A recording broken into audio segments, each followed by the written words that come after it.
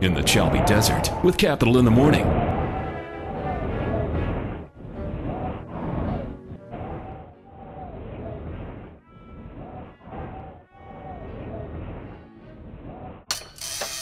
Mike Posner, Cooler Than Me on 98.4 Capital FM. And we are joined today by Risper Muthamia, the Regional Manager of Mnet East Africa.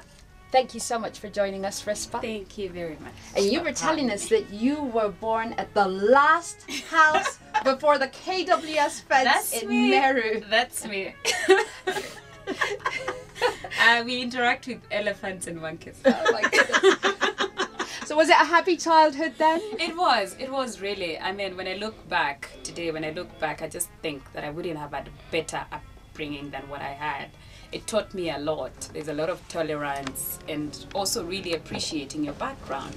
And also when I look back, I just see, nothing stops you from being what you want to be. I mean, it's not the circumstances, it's not where you grew up. I know at times people have excuses, I might want to say, that you keep blaming life and where you're born and what happened. But I think actually you can pick up and just be anything you literally want to be on the face of the earth.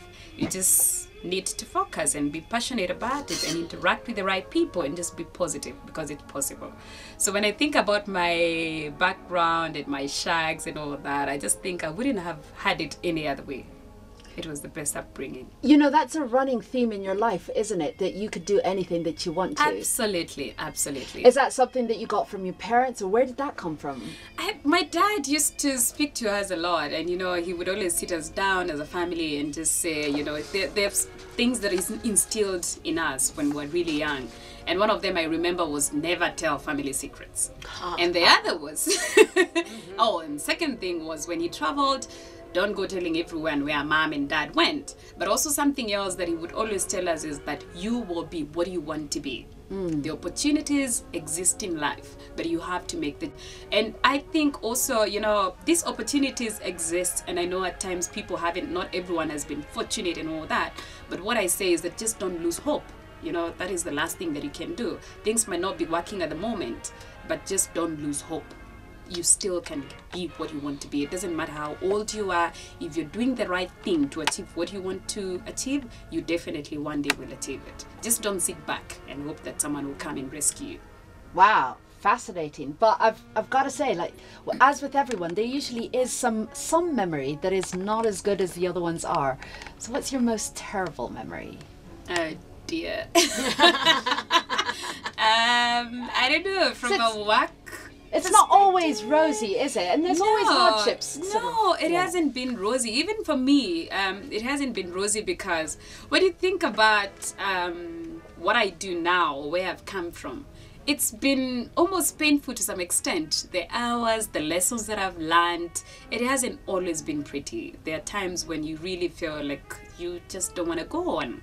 When I was getting into the industry, it was really hard breaking in. And I remember at the time, especially when I got into the film industry, and I was working with a production house, I was referred to as the new girl because it was very close to the time. And, everyone knew anyone that was working in the industry. It wasn't like today. People just come from college and they get jobs. There's so many production houses. At the time, there were fewer production houses and everyone knew everyone else. So I was the new girl.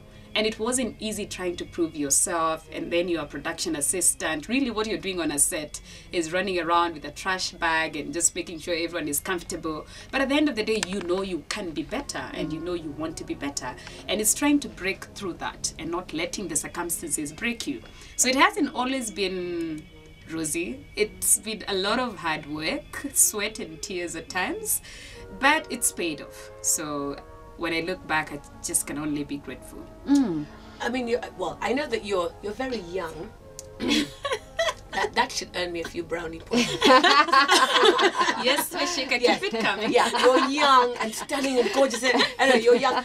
But even in this young age, what is your proudest achievement so far? Wow. I mean, you're young and you're the regional manager, so that's huge. I think what makes me feel very proud of what I do or what I've achieved is when I motivate people. and I get the opportunity to motivate a lot of people. When I have my talks, when I have my forums, my regional forums, or even when I'm holding interviews in the office. At times I'm holding interviews and people come in and I know I'm not going to hire you, but I actually take that opportunity to just motivate you, because I've seen people that come very qualified, but they're sort of not driven in life. And I take it personally because I know it's the drive that I have that has gotten me to where I am. And I sort of take it personally when I see the potential that you have and you're not maximizing it. And I'm too open and too honest, and I wouldn't let you go. I'll just be honest about it. Probably not make you very happy at that moment, because I'll be very honest about what I think you can achieve. But I always know that when you look back, when you go back and sit and think about it, you will see really it's to your benefit. So what I take pride in is motivating people and at times giving people opportunities, because I've been given a lot of opportunities. Right. It's when those interns come, it's when people come and say, you know, Risper, things have been very thick, I need a job.